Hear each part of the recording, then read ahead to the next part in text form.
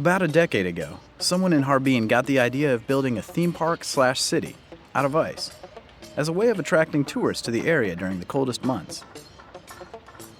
And it seems to have worked, because we're here, along with throngs of Chinese and little groups of Westerners like us. It's a great example of how the Harbiners have turned what is usually the dead of winter into a time for old-style celebration and new-style money-making. I can't get over the size of this stuff here. Just the blocks of ice alone are huge, not to mention the sculptures they're making. Yeah, some of them are life-size. Thousands of builders descend on Harbin every year to create this spectacular landscape, and it's all built in just over 2 weeks. Sculptors come here from all over the world, including Europe, Canada, the United States, and more. It's really become a major cultural exchange that brings over 8 million visitors and about $1 billion here every year. No wonder the city's looking so good.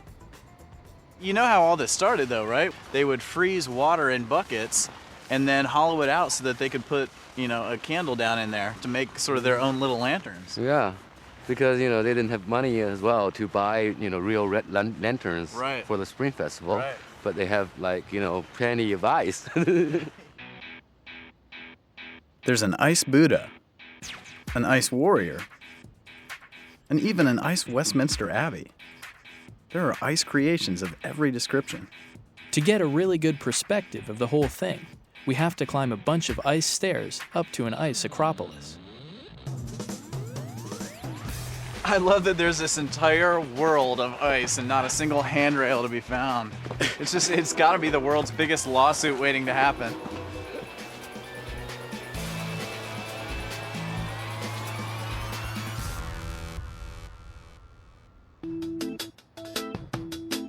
The ice acropolis is pretty impressive, and so is the view. Look out, look at this thing out here.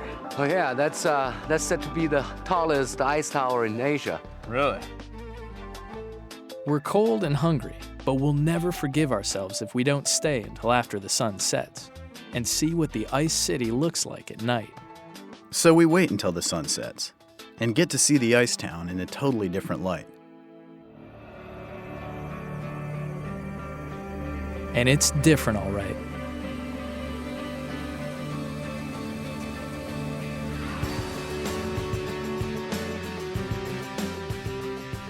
It's packed with people. The Chinese have always been fascinated with light at night. After all, they invented fireworks. And lighting this place isn't cheap. It costs around $4,000 a night. It's an impressive sight, one that really illustrates how the people of Harbin have transformed their cold, industrial city into a beautiful example of the adaptability of the Chinese people. I don't like the look of this.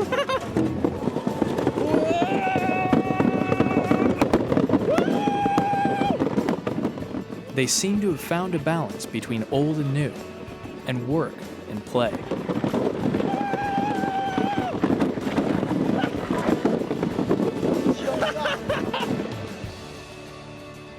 It's all part of China's evolution from a developing country into a first world one.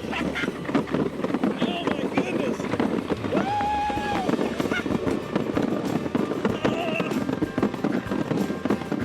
All in the space of one generation.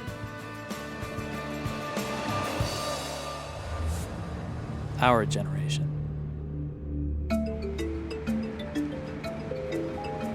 It's only fitting that we say goodbye to the city of our childhood, in the place that first put Harbin on the map, the railroad station built by the Russians almost a century ago and modified by the Chinese many times since. Man, I'm so glad that we got to spend this time with you up here. I can't get over how much Harbin has changed in the last 25 plus years. Well, what hasn't changed though is the people. They're still the same tough Dongbei northern Chinese people we remember. It's been so much fun hanging out with you again, Huang. Thanks a lot for taking us around. No problem. I'll miss you guys. Hey, take care of yourself, all right? You too. Whoever said you can't go home again probably had it right. The city we're saying goodbye to isn't the city either of us remember. But living in Harbin definitely shaped both of us.